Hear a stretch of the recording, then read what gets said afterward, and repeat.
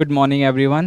Welcome back to Vivekananda civil services academy और हमारा simple interest का डे नंबर 3। ठीक है, स्टार्ट करते हैं। पहले पुराना वाला अपना देख लेते हैं कि अपन ने कहाँ तक पढ़ लिया था। बेसिक अपना चल रहा था, शायद 29 क्वेश्चन अपन ने किए थे।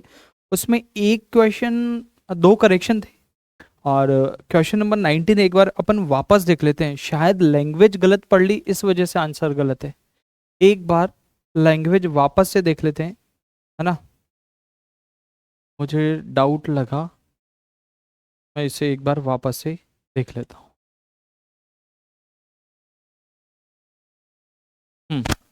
ये वाला क्वेश्चन था वो ना।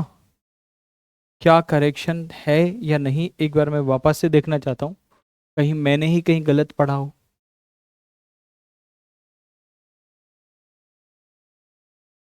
वरना वापस आंसर तो यही आएगा, है ना। कितने समय में 8% वार्षिक साधारण ब्याज की दर से, दर का मान कितना दे रखा है भाई, 8%। तो 8% वार्षिक साधारण ब्याज की दर से राशि 8/5 गुना हो जाएगी। राशि, राशि मतलब मूलधन कितना हो जाएगा, 8/5 गुना हो जाएगा। राशि इतना गुना हो गई, इतना गुना हो जाती है या इतना गुना हो जाएगा, ये हमेशा अमाउंट को बताता है। अगर राशि इतना गुना हो गई है, कहीं साधारण ब्याज से कोई रिलेट नहीं किया, उस टाइम गलत पढ़ने में आया था। तो यहां से कह सकते हो अमाउंट, मिश्र धन कितना है 8 और मूलधन कितना है 5। मिश्र धन का मान 8 है, मूलधन का मान 5 है। तो दोनों को यूज करके कह सकते हो कि इंटरेस्ट कितना होगा, फ्री होगा। रेट आपको दे ही रखा है, टाइम पीरियड निकालना है। आप कह सकते हो ब्याज बराबर मूलधन इंटू दर इंटू समय बटे 100। 5 से कटेगा 20 बार, 4 से जाएगा 2 और 4 से जाएगा 5। 5 इधर क्रॉस मल्टीप्लाई होगा, 5 से 15 और 2 से भाग जाएगा। टाइम आएगा 15/2, मतलब 7.5 वर्ष। अब 7.5 वर्ष या तो ऐसे, या फिर कह सकते हो कि 7 वर्ष और 6 माह। ये हमारा आंसर रहेगा। आंसर इसमें था, उस टाइम थोड़ा गलत पढ़ने में आ गया, इसलिए आंसर गड़बड़ हो गया था। ठीक है, अभी ओके। चलिए आज वाले टाइप के ऊपर आ जाते हैं। थर्ड क्लास है आज, तीसरी क्लास। क्वेश्चन पढ़ते हैं। ओके, क्वेश्चन थोड़ा बेसिक दिया हुआ है, पहले एक बेसिक पढ़ लेते हैं, फिर आगे इसको करते हैं। जैसे मान लीजिए आपसे कहा गया कि आपके पास 1,000 रुपए की धनराशि है, ठीक है। और ये धनराशि आपने 4% की दर से 4 साल के लिए उधार दी है। 1,000 रुपए की धनराशि 4% की दर से 4 साल के लिए आपने उधार दी। आपको कितना ब्याज मिलेगा, 16%। और इसका 16% कितना होता है, 160 रुपए। मतलब कि उस 1,000 रुपए पर आपको 160 रुपए ब्याज मिला। तो अगर ये 160 रुपए ब्याज मिला तो आपकी धनराशि कितनी हो गई, 1160। तो 1160 रुपए क्या हो गया, मिश्र धन। अब आपने ब्याज की दर 3% बढ़ा दी।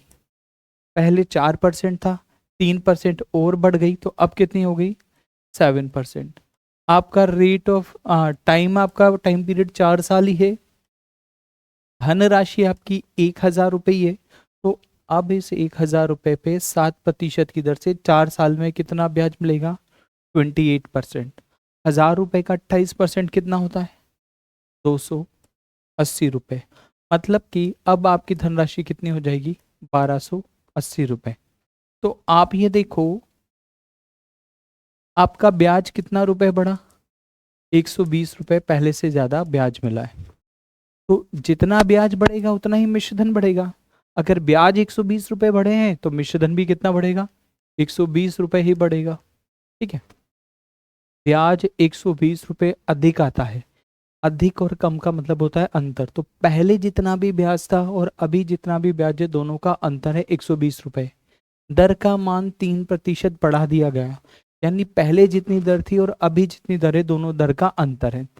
क्वेश्चन की लैंग्वेज आपसे पास क्या होती है, इनमें से कोई सी भी धनराशि आपको नहीं मिलेगी, खाली ऐसे लिखा होगा यदि वार्षिक ब्याज की दर, यदि वार्षिक साधारण ब्याज की दर 3% बढ़ा दी जाए, 3% बढ़ा दी जाए, तो किस धनराशि पर, किस धनराशि पर 4 वर्ष में, 4 वर्ष में 160 रुपये ब्याज, 160 रुपये ब्याज अधिक प्राप्त होगा। पढ़ने में आया सवाल? अब अपने को यहाँ पर बहुत सारी चीजें तो मिलेंगी नहीं, ऐसा थोड़ी ना धनराशि मिलेगी। हमने तो सिर्फ इन वैल्यूज को यूज किया कि ब्याज की दर अपने को 3% बढ़ा दी, तो 4 साल में 120 रुपये ब्याज अधिक, अरे यहाँ गलत लिख दिया, इसको सही करना भाई, है ना। तो किस धनराशि पर 120 रुपये ब्याज, 120 रुपये ब्याज अधिक प्राप्त होगा। मूल धनराशि आपको ज्ञात करनी है। तो अगर मूल धनराशि ज्ञात करनी है तो हमारे पास केवल यही वैल्यूज हैं। तो साधारण ब्याज के अंतर, चाहे आपको ब्याज की दर डायरेक्ट बोले या ब्याज की दर का अंतर बोले, दोनों को फॉर्मूले में एक ही जगह पे रखना है। ऐसे ही अगर आपको ब्याज मिले चाहे ब्याज का अंतर, रखना आपको ब्याज के प्लेस पे ही है। ऐसे ही कभी अगर टाइम का डिफरेंस मिला तो भी उसको टाइम के प्लेस पर ही रखना है। तो हमारे पास जो फॉर्मूला है I = TRT/100, इसको आप काम में लीजिए। कितना ब्याज ज्यादा मिल रहा है? 120 रुपये। धनराशि कौन सी है? नहीं पता, माना P। रेट कितना बढ़ाया? 3%। टाइम कितना? 4 साल। और बटे में कितना? 100। 12 से 120 काटा 10 बार, क्रॉस मल्टीप्लाई किया, प्रिंसिपल आया 1000 रुपीज। मतलब कि मूल धनराशि कितनी बनी? 1000 रुपये। तो जो दिया हुआ होता है उसी को एज ए रेट के डिफरेंस को भी रेट ही लेकर चलते हैं और ब्याज के डिफरेंस को भी ब्याज ही लेकर चलते हैं। अगर टाइम पीरियड वो कहता कि वार्षिक इतना बढ़ जाती है और समय नहीं दिया होता तो 1 साल की बात करता, उसको सीधा सीधा भी यूज कर सकते हो। या फिर इसको यूनिटरी मेथड से करना है, एक एक नियम से करना है, तो उससे भी काम में लिया जा सकता है। आप ये देखो, 1 साल में ब्याज की दर अगर 3% बढ़ रही है तो 4 साल में टोटल 12% ब्याज ज्यादा मिलेगा। तो आप ऐसे भी कह सकते हो 12% ब्याज अधिक मिल रहा है, और यहाँ कहता है कि 120 रुपये ब्याज अधिक मिल रहा है, तो 12% का मान 120 हो गया। तो अगर 12% का मान 120 है तो 1% का मान कितना हो गया? 10 रुपये। और पूरी धनराशि होती है 100%, तो 100% का मान कितना आ जाएगा? 1000 रुपये। यूनिटरी मेथड से भी कर सकते हैं और इससे भी कर सकते हैं। ठीक है, चलो अब इसका क्वेश्चन देखते हैं अपने पास किस तरह से मिलता है, फिर इसको करते हैं। वार्षिक ब्याज की दर 11.25 से 10.75 रह जाती। आप ये देखो 11.25 से 10.75 हो गई, कितनी कम हो गई?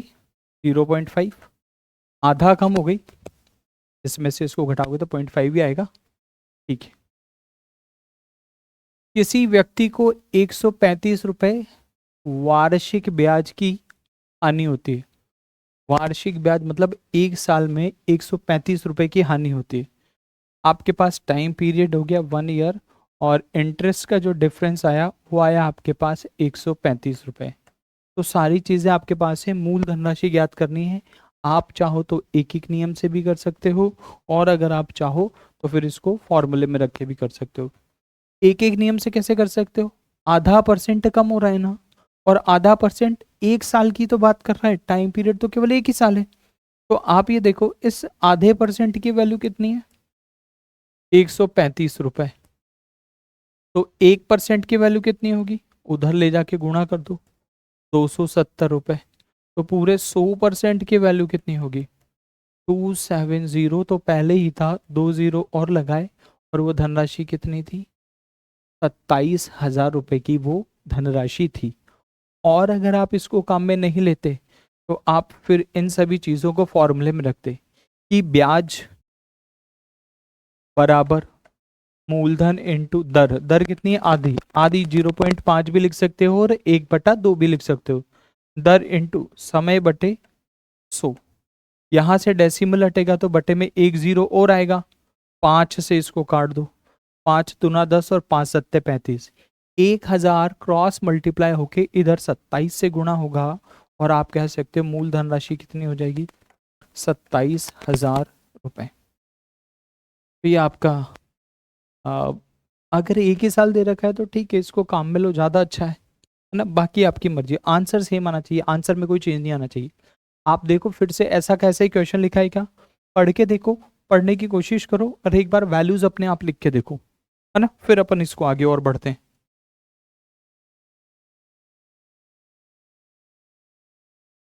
साधारण ब्याज की वार्षिक दर 9 से 11.5 हो गई। बोलो रे, दर कितनी बढ़ी? 2.5% बढ़ गई। ठीक है, किसी व्यक्ति को वार्षिक ब्याज क्या है? 925 रुपए बढ़ जाती है। अगर दर बढ़ेगी तो ब्याज भी ज्यादा ही मिलेगा, सीधी सी बात है। और ब्याज कितना ज्यादा मिल रहा है? मतलब दर का डिफरेंस तो दे रखा है 2.5%, और इंटरेस्ट का डिफरेंस दे रखा है 975 रुपये। और वार्षिक है तो एक ही साल की बात कर रहा है, तो अगर एक को 2.5 से गुणा भी करोगे तो क्या फर्क पड़ेगा? तो आप सीधा सीधा यूनिटरी मेथड काम में लो कि 2.5% का मान आपके पास 975 रुपये है। यहाँ से अगर आपको 1% का मान निकालना है, 2.5 मतलब 5/2 हो गया, तो 2/5 कर दो। 975/2.5। ये आपकी सुविधा के लिए इतना लिख रहा हूँ, मगर इतने की जरूरत नहीं है। आप कैलकुलेशन आप थोड़ा सा अपने हिसाब से करने की कोशिश कीजिए इसको, है ना, इतना लिखे नहीं। 5 एकम 5, 5 नाम 45 और 55 25। 195 का दुगना, 200 का दुगना 400, तो और 10 कम कर लो, 390। 1% का मान कितना हो गया? 390। और 100% का मान कितना हो गया? 390 के आगे 2 0 और लग जाएगी, 390 एंड 00। वो धनराशि कौन सी थी? 39,000 रुपए की धनराशि थी। 39,000 रुपए की वो धनराशि थी। ठीक है, नेक्स्ट क्वेश्चन। अब इसे आप पढ़िए एक बार और हल करने की कोशिश। ए में है ना, कोई चेंज नहीं है। बस अब आपके लिए क्या नेसेसरी हो गया है कि आपको डिफरेंस निकालना आना चाहिए। अगर डिफरेंस नहीं आता है तो बहुत दुख देगा। इतनी छोटी छोटी कैलकुलेशन तो कभी दुखदाई होनी ही नहीं चाहिए। हाँ, कहीं पर आ रहा हूँ 57 का पहाड़ा तो दिक्कत भी करे, है ना? ये 9 है, और इसको थोड़ा ध्यान से देखो, 7.75 है। दोनों का डिफरेंस कितना हो गया? 1.25। दोनों का डिफरेंस कितना हो गया? 1.25। और 1.25 मतलब होता है सवा, और सवा मतलब होता है 5/4। सवा मतलब होता है 5/4%।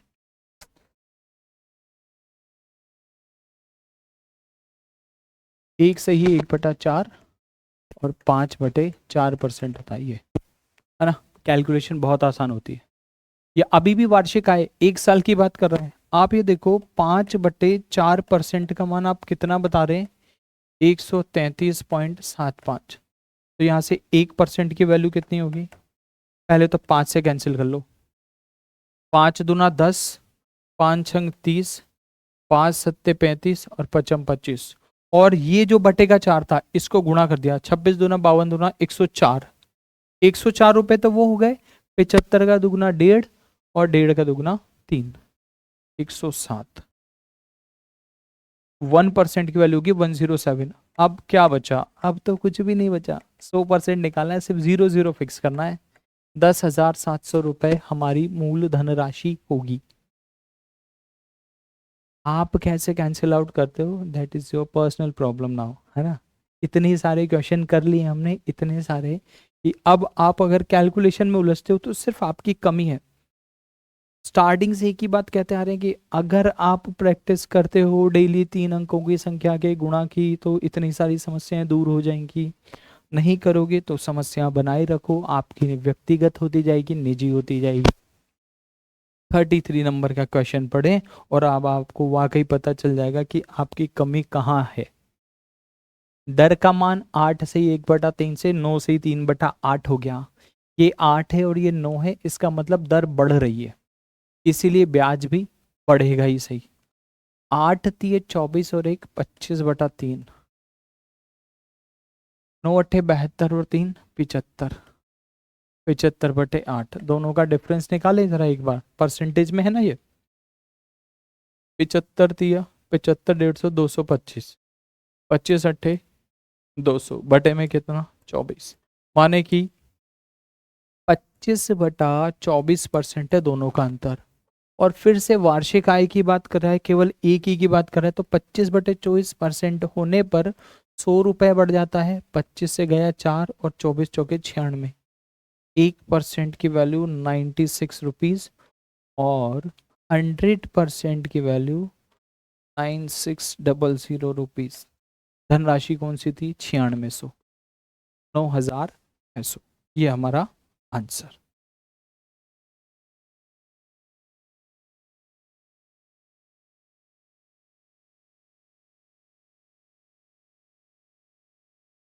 ये थोड़ा सा अलग टाइप है ना। पहले इसका एक बार बेसिक देख लेते हैं, फिर इस टाइप को करते हैं। तब तक एक चाहो तो आप एक बार ये क्वेश्चन पढ़ लो, क्वेश्चन कहना क्या चाहता है, फिर इसके जैसा अपन कुछ फ्रेम करते हैं।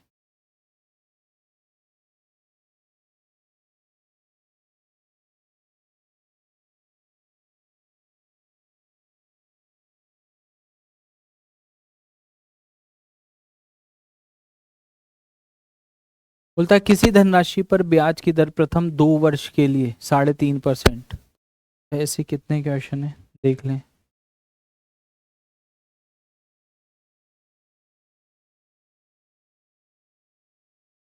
ठीक है यार, 3 क्वेश्चन है तो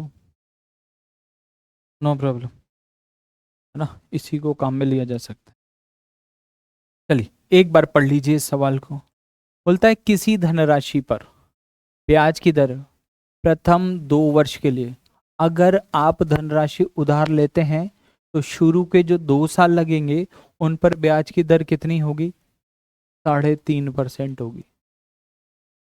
तदोपरांत 2 वर्षों के लिए, मतलब उसके बाद के 2 वर्षों के लिए अगर और 2 साल के लिए रखते हो तो ब्याज की दर कितनी होगी 4.5% होगी। 4 वर्षों के बाद, अब यहाँ पे ये जो 4 वर्ष हैं इसका मतलब है ये 2 साल और ये 2 साल, इन 4 वर्षों के बाद अभी भी अगर धनराशि आपके पास रहती है, आप उधारी में रखते हो, तो ब्याज की दर कितनी होगी आपके पास 6% प्रति वर्ष लगेगी, ऐसा वो कहता है। इसका टाइम पीरियड नहीं पता अभी ये कितने का है। आगे लिखा हुआ है, अरे ये तो यहाँ पे गलत आ गया, ये तो यहाँ पे गलत आ गया, 1 मिनट में चेक कर लूँ, यहाँ पे कुछ और लिखा हुआ होगा, पिछले वाले क्वेश्चन का लिखा गया क्या।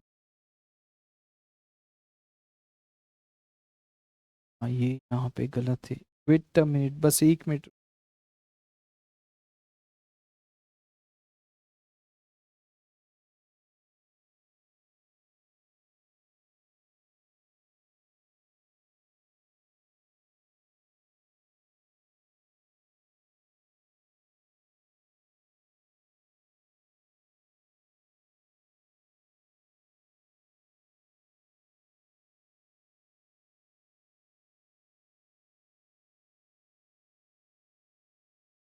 कितना ब्याज है इस पे 920।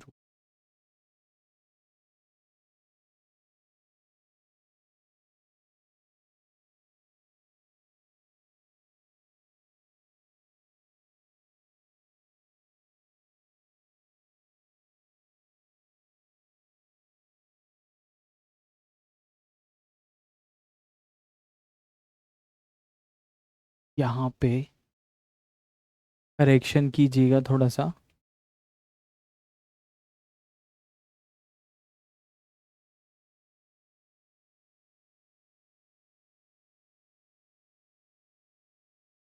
8 वर्ष।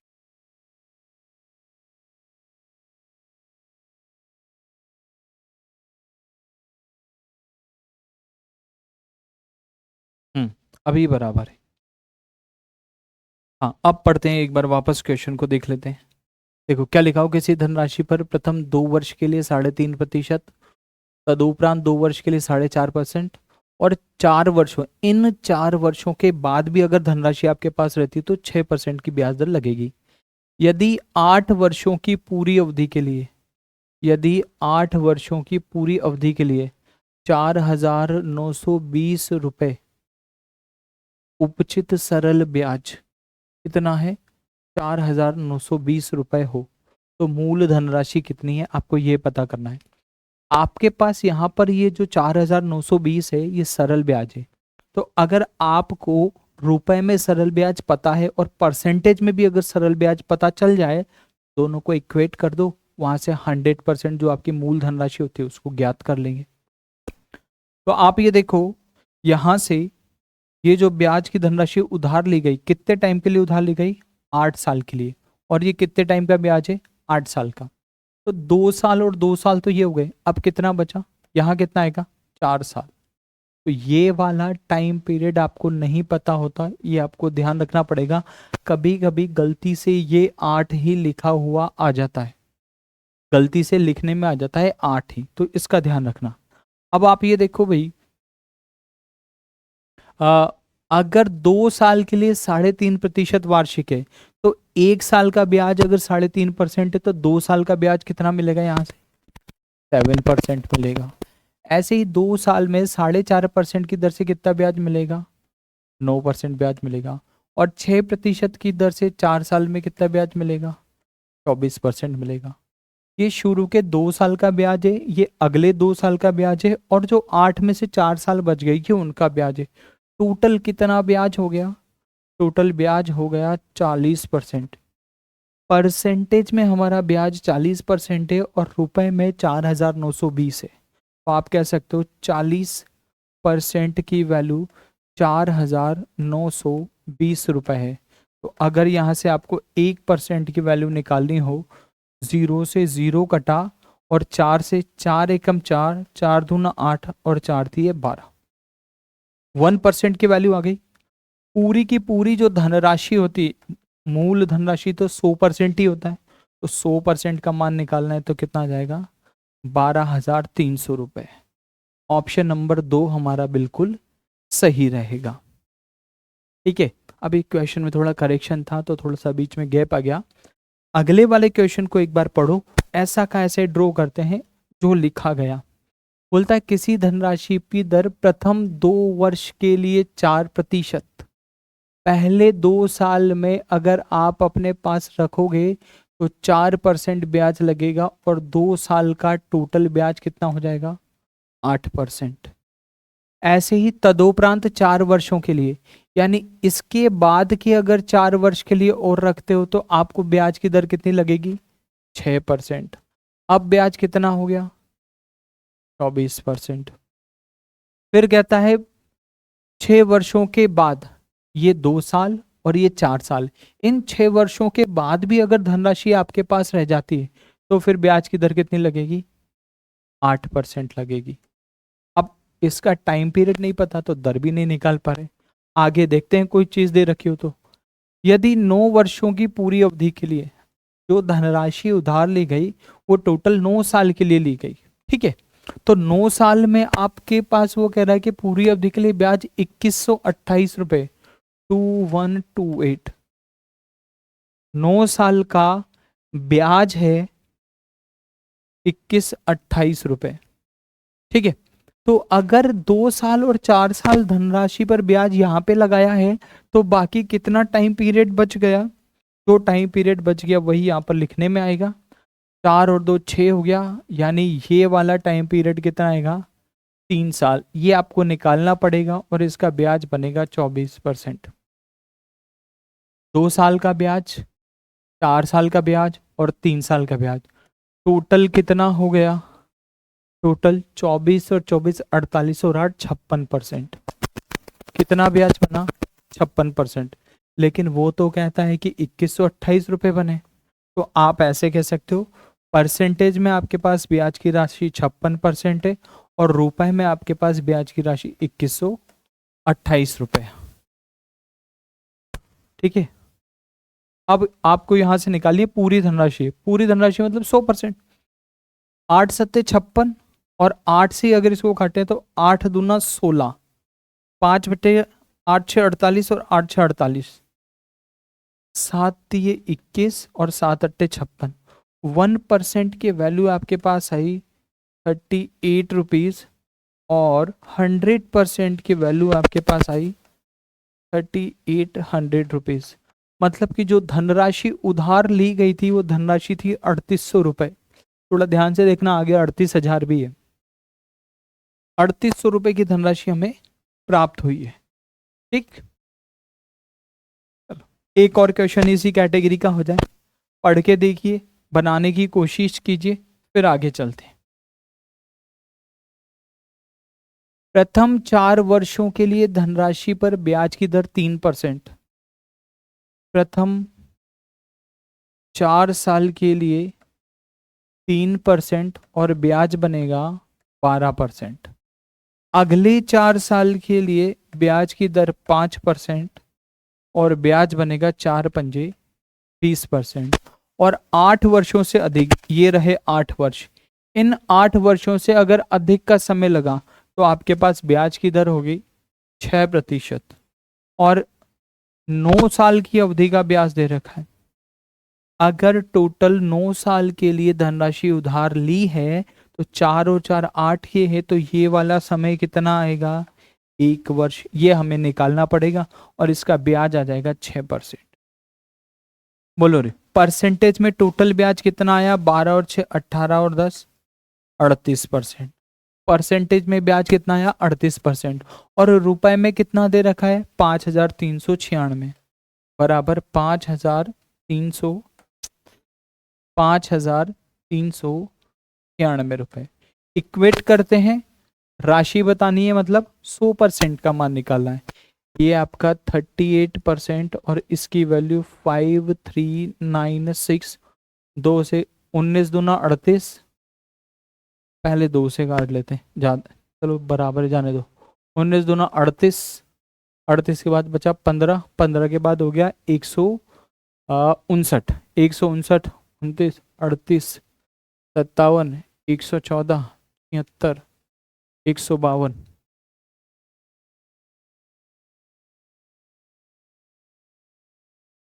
19×3=57, 19×4=76, 8 बार कटा,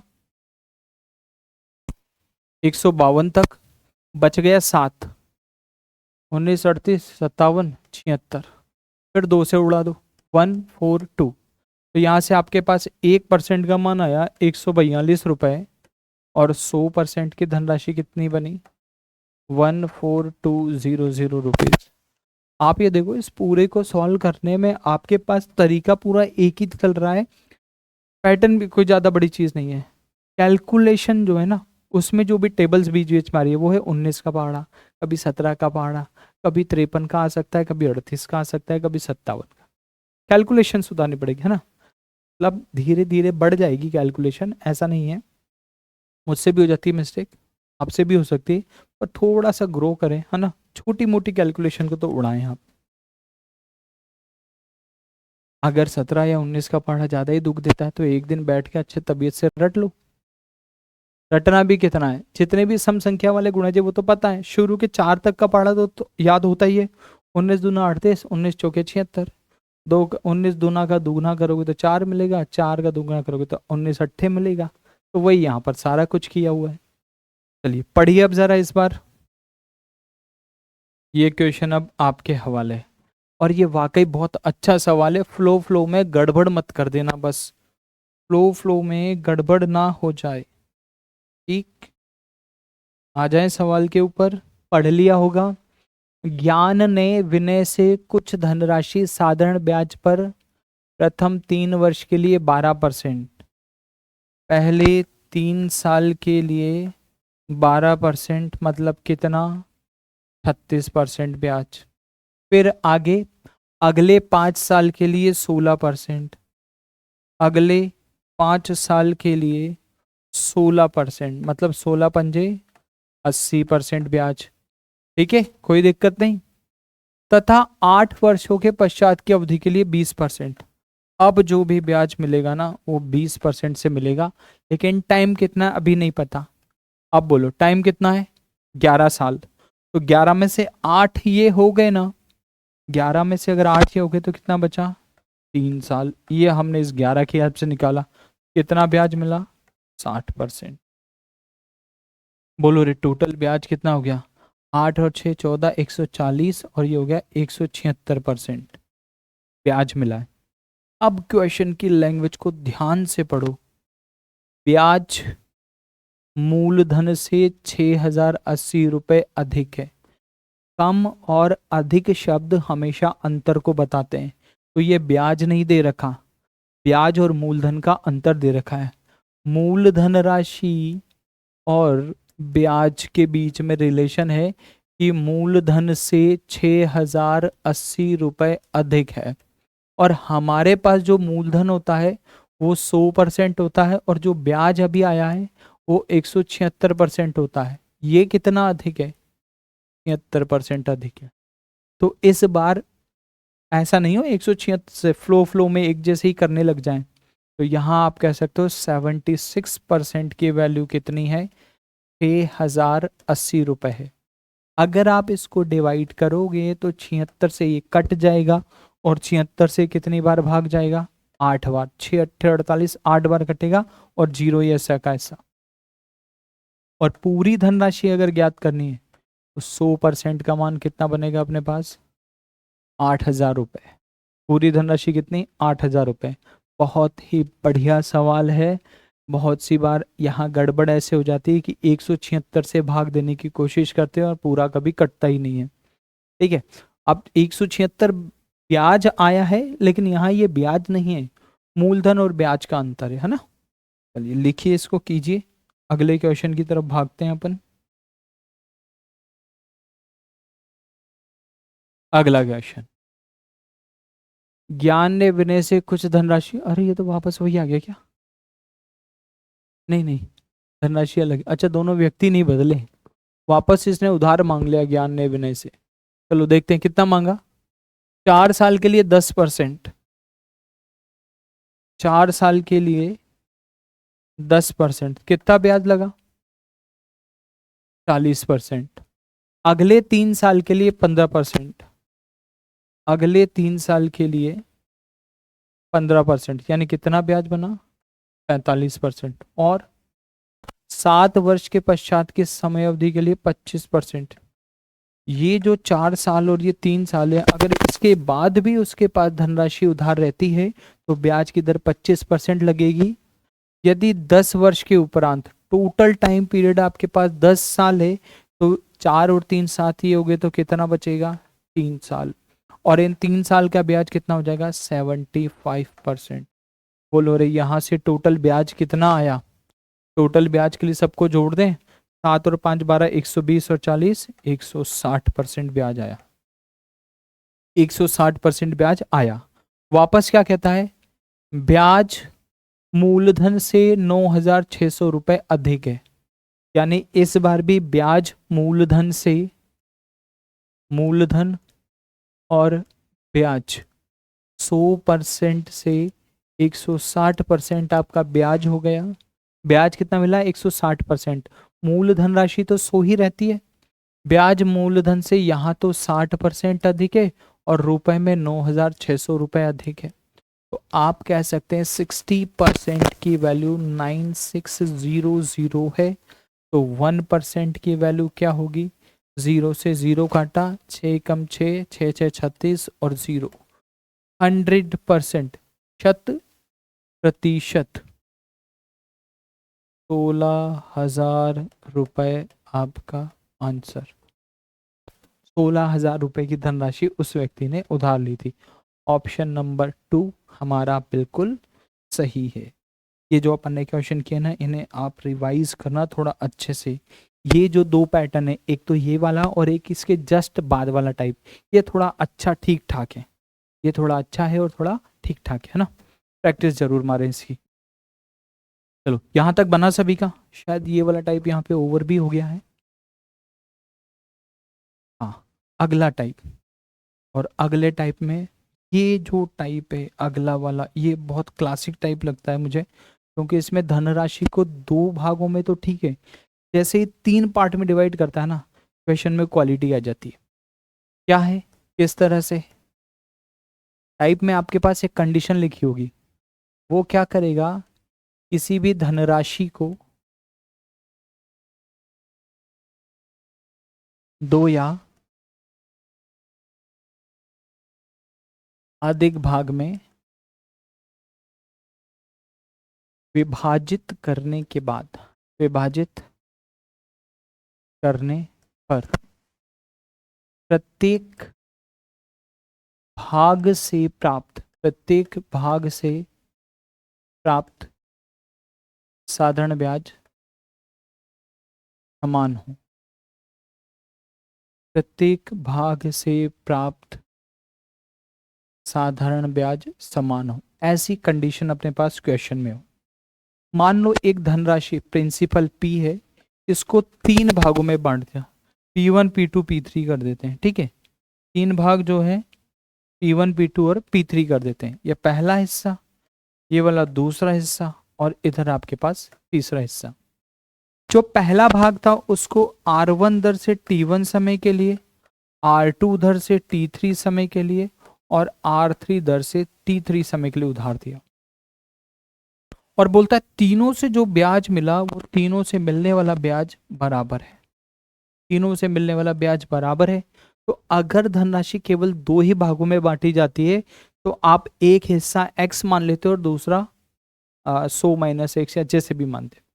पर अगर तीन भागों में बांटा है तो एक हिस्सा अगर आप x मानते हो तो दूसरा हिस्सा आप y अगर मान लेते हो तो तीसरा हिस्सा 100 - x - y, दो वेरिएबल हो जाएंगे। अगर दो वेरिएबल हैं तो उनको फाइंड करने के लिए दो कंडीशन भी होनी चाहिए। उस सब को रिमूव करने के लिए अनुपात का एक मेथड होता है, उसको हम काम में लेते हैं। इसका ब्याज आ जाएगा मूलधन दर समय बटा 100।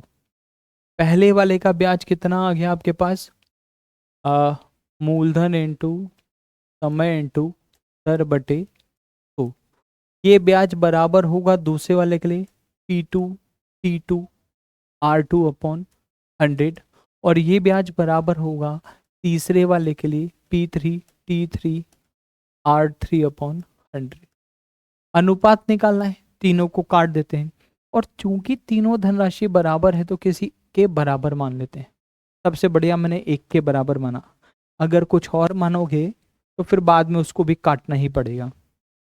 अब अगर इस पहले वाले हिस्से को मैं इस एक के बराबर रख देता हूं तो यहां से पहले वाली धनराशि आएगी 1/R1T1। अगर मैं दूसरी वाली हिस्से को इस 1 के बराबर रखता हूं तो यहां से P2 का मान आएगा 1/R2T2, 1/R2T2, और तीसरा वाला हिस्सा हमारे पास आएगा 1/R3T3। तो तीनों भागों की धनराशि अगर आपको निकालनी है तो तीनों धनराशि का अनुपात उनकी दर और उनके समय के गुणनफल के व्युत्क्रम के बराबर होता है, इनवर्सली प्रोपोर्शनल होते हैं दोनों। इस तरीके को काम में लेंगे। दो हिस्सों में बांटता है तो और ही बढ़िया, 1/R1T1 और 1/R2T2 कर देंगे। अब क्वेश्चन में देखते हैं लैंग्वेज कैसी मिलती है, जरा ध्यान से देखना।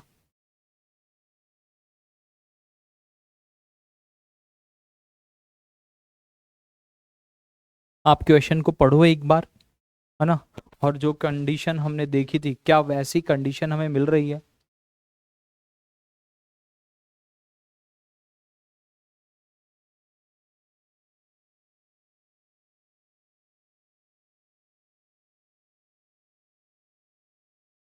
चलो चेक करें। 12,000 रुपए की धनराशि है, दो भागों में बांटा है। पहला भाग 5% की दर से 6 साल और दूसरा भाग 4% की दर से 5 साल। पहले भाग की धनराशि कितनी है? पहले भाग की धनराशि P1, दूसरे भाग की धनराशि P2। पहले वाले का 1/R1 इंटू T1, तो 5 इंटू 6 कितना हो गया? 30। दूसरे भाग की धनराशि R1 इंटू T1, 4 इंटू 5 कितना हो गया, 1/20। तो 1/3 और 1/2 इसका रेशियो सॉल्व करना है। अगर दो ही संख्याएं हो तो अनुपात में एलसीएम लेने की जरूरत नहीं, इस 2 को ऊपर गुणा कर दो, इस 3 को इधर ऊपर गुणा कर दो। पहले भाग की धनराशि 2 और दूसरे भाग की धनराशि 3, यानी पहले और दूसरी धनराशि का अनुपात है 2:3। अब आप ये देखो, अनुपात में टोटल धनराशि कितनी हो गई, 5, और रुपए में कुल धनराशि कितनी है, 12,000। तो अनुपात में दोनों हिस्सों का योग 5 है और रुपए में दोनों हिस्सों का योग 12 है, 12,000 है। तो दोनों एक ही को डिनोट कर रहे हैं, दोनों एक ही को बता रहे हैं। तो आप कह सकते हो 5 का मान 12,000 रुपए। क्या ज्ञात करना है, पहले भाग की धनराशि। पहले भाग की धनराशि कितनी है, 2। जो ज्ञात करना है उसको ऊपर रखा, बटे में टोटल और गुणा में आपके 12,000 रुपए। 12 दूना 24,000, फिर भाग दे दो, या पहले 5 से काट लो, 5 दूना 10, 24 और 24 दूना 4800। पहले हिस्से की धनराशि कितनी हो गई, 4800 रुपए। ऑप्शन नंबर 1 हमारा बिल्कुल सही है। देखो, 2 भागों में बांटा था और यहां हमारी कंडीशन लिखी थी प्राप्त ब्याज कैसे हैं, समान है। इसलिए दोनों से ब्याज समान प्राप्त होने की वजह से पहले हिस्से की धनराशि R1 इंटू T1, 5 गुणा 6 30, और दूसरे की 4 गुणा 5 20। अनुपात है तो 0 से 0 काट लिया, 1/3 और 1/2 का एलसीएम लेने की जरूरत नहीं, क्रॉस में ऊपर गुणा कर दीजिए, अनुपात भी वही आता है। दूसरे क्वेश्चन में देखिए, क्या ऐसा ही कुछ है, 13,500 रुपए की धनराशि है 2 भागों में। ये भी अच्छी बात है, 2 ही भागों में बट रहा है तो अभी अनुपात में ज्यादा दिक्कत नहीं आ रही। तो पहला हिस्सा P1 मान लेते हैं, दूसरा हिस्सा P2 मान लेते हैं। पहले भाग को 7% की दर से 5 साल, तो कितना हो गया, 1 में लिखते हैं, 7×5 35। दूसरे भाग को 4% की दर से 10 साल, कितना हो गया, 40। एलसीएम लेने की जरूरत नहीं है, क्रॉस मल्टीप्लाई कर दो, 40 ऊपर जाएगा, 35 इधर जाएगा। पहला हिस्सा 40 और दूसरा हिस्सा 35, चाहो तो कैंसिल हो रहा है, काट करके सॉल्व कर सकते हैं। 5 अट्ठे 40 और 5 सत्ते 35। पहले भाग की धनराशि 8 है, दूसरे भाग की धनराशि 7 है और कुल धनराशि 15। कुल धनराशि कितनी हो गई, 15। अनुपात में कुल धनराशि 15 है और रुपए में कुल धनराशि 135 है। दूसरे भाग की धनराशि, दूसरा भाग है 7, 7 का मान ज्ञात करना है, 15 का मान ज्ञात नहीं करना है, और गुणा में कितने रुपए, 135। ठीक, तो ज्ञात करना होता है उसका अनुपात ऊपर, बटे में कुल अनुपात इंटू जो भी डिवाइड करना है। अनुपात छोटी क्लास में यही था कि जिसका भी मान ज्ञात करना होता है ऊपर लिखते हैं, बटे में टोटल अनुपात लिखते हैं और पैसे जितने बांटते हैं। 15 सत्ते 135, 7 सत्ते 49, 15 नाम है 135, 15 9 135, 9 सत्ते 63, यानी कि दूसरे धन भाग की धनराशि कितनी है, ऑप्शन नंबर 6,300 रुपए। 2 क्वेश्चन किए, थोड़ा बहुत समझ में आया होगा। ठीक है, अब आप एक काम कीजिए, इस क्वेश्चन को पढ़िए और हल करने की कोशिश कीजिए आगे, फिर मेरे वाले से आंसर आप एक बार मैच करना।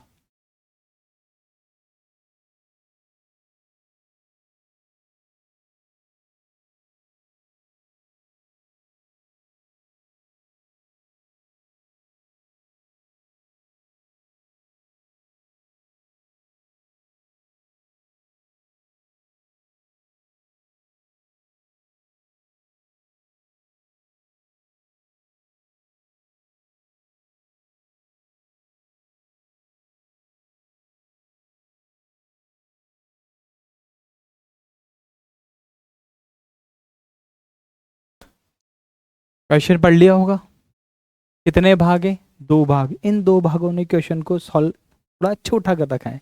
3 भाग आएंगे तो बस एक स्टेप बढ़ेगी, स्टेप बढ़ने से एलसीएम लेने की समस्या बढ़ेगी।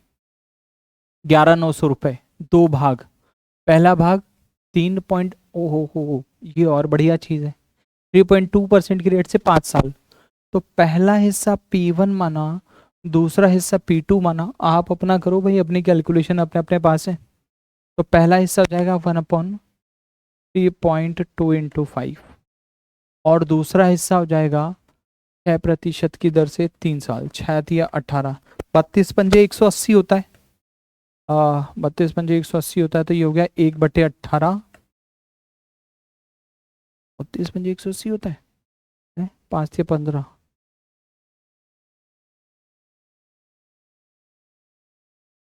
कुछ गड़बड़ हो गई यार। 5 दूना 10 का 0, ऐसे लगा 1 पंजे 15 और 1 16, 30 पंजे 160 है। गलत बोल दिया, गलत बोल दिया है। तो 1/16 और ये वाला हो गया 1/18, क्रॉस मल्टीप्लाई कर दो, 18 ऊपर जाएगा और 16 इधर आएगा। तो पहला हिस्सा 18 और दूसरा हिस्सा 16, या अगर और काटो तो पहला हिस्सा 9 और दूसरा हिस्सा 8। ये आपका पहला हिस्सा है, ये आपका दूसरा हिस्सा है। प्रथम भाग की धनराशि ज्ञात करनी है। पहला हिस्सा कितना है 9, बटे में कुल अनुपात 17, रुपए कितने बांटने हैं 11,900, 17 सत्ते 119 होता है, तो 9 सत्ते 6300, 6300 रुपए प्रथम भाग की धनराशि। ऑप्शन नंबर 3 बराबर है।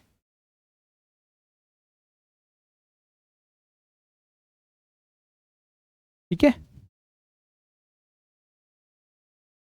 हाँ अब थोड़ा सा ठीक ठाक स्टार्ट हुआ है, 3 भागों में डिवाइड कर रहा है। भाई हमने वो क्वेश्चन बिल्कुल जीरो वाले बेसिक से इसलिए नहीं किया, थोड़ा रायता फैल जाता, और इसको तो कर ही नहीं सकते, तो जरूरत भी नहीं है ना, बिना बात बहुत सारी इक्वेशन बनाने की कोई जरूरत नहीं है। 3 भागों में बांटना है, 3 भागों में बांट लो। प्रथम भाग को 5% की दर से 6 साल, तो R1T1 कितना हो गया, पहला हिस्सा P1, दूसरा हिस्सा P2 और तीसरा हिस्सा P3। 5% की दर से 6 साल का मतलब हो गया 5 6 30, 1/, में लिखते हैं, ये ध्यान रखना, सीधा 30 मत लिख देना। दूसरे भाग को 6% की दर से 4 साल, 6 चौके 24। तीसरे भाग को 4% की दर से 9 साल, 1/9 चौके 36। क्या ये सभी कट सकते हैं, कट सकते हैं, 6 से कट सकते हैं, 6 पंजे 30, 6 चौके 24 और 6 6 36, 1/5, 1/4 और 1/6। एलसीएम लो और सॉल्व करो, और अगर एलसीएम नहीं लेना तो पहला हिस्सा निकालना है, पहले वाले को छुपा लो, 6 चौके 24। दूसरा हिस्सा निकालना है, दूसरे को छुपा लो, 6 पंजे 30। तीसरा हिस्सा छुपा लो, 4 पंजे 20। और ये सब सम संख्याएं, तो 12:15:20। पहला हिस्सा 12, दूसरा हिस्सा 15 और तीसरा हिस्सा 20। ठीक है, अब चाहो तो सबको जोड़ के उसके बराबर रख लो, या सीधा अनुपात का बेसिक क्या कहता है उसके बारे में ज्ञात करते हैं। दूसरे व तीसरे भाग की धनराशि का अंतर, कौन कौन से, दूसरे और तीसरे भाग की धनराशि का अंतर। दूसरा भाग कितना है 15, तीसरा भाग कितना है 20, दोनों का अंतर कितना है 5, यानी आपको 5 का मान निकालना है। जो ज्ञात करना है वो लिखा, बटे में टोटल अनुपात, टोटल कितना हो गया 20 30 40 47, टोटल कितना गया 47। अरे सॉरी, ये सब 2 से काटा तो यहाँ 10 आएगा, ये गलत लिख दिया है, सुधार लीजिएगा थोड़ा सा। अभी कितना हो गया 10 20 30 37, ओके 37। और कितने रुपए बांटने हैं 1,11,000 रुपए। 37 दिया 111 और 5 थी 15, तो दूसरे और तीसरे भाग की धनराशि का अंतर कितना होगा 15,000। भाई एक तरीका तो ये है कि आप पहले दूसरा हिस्सा निकालो, फिर तीसरा हिस्सा निकालो, और फिर उसका अंतर निकालो। तो कैलकुलेशन में जो पूछा है सीधे उसी पे बात करें ना, अंतर निकालना है तो सीधे अनुपात का ही अंतर निकाल लो ना। अंतर आया 5, 5 बटे में टोटल अनुपात और गुणा में जितने भी रुपए बांटने, आंसर आएगा 15,000 रुपए। अगले क्वेश्चन पे आ जाए। चलो भाई अगले क्वेश्चन पे आ जाओ। और भी है क्या ऐसा? चलो यहाँ तक खत्म हो जाएगा ये वाला टाइप। लास्ट क्वेश्चन है, एक बार आप इसे पढ़ लीजिए फिर आगे देखते हैं। 10,800 रुपए की धनराशि है, 3 भागों में बांटा है और इस प्रकार बांटा है कि प्रथम भाग को 3% की दर से 2 साल। ये आपका पहला हिस्सा, इधर आपका दूसरा हिस्सा और इधर आपका तीसरा हिस्सा। ठीक है, जो पहला भाग है उसको 3% की दर से 2 साल, कितना हो गया? 1/6। दूसरे भाग को 4% की दर से 3 साल, कितना हो गया? 1/12। और तीसरा हिस्सा जो है 5% की दर से 4 साल, कितना हो गया? 1/20। ठीक, चाहे तो कैंसिल आउट कर लें, चाहे तो अनुपात निकालने के बाद कैंसिल आउट कर लें। अगर आपको पहले हिस्से का मान निकालना है तो पहला हिस्सा हाइड किया, 12 दूना 24, पहला हिस्सा आएगा 240। इसको हाइड किया, 6 दूना 12, 120।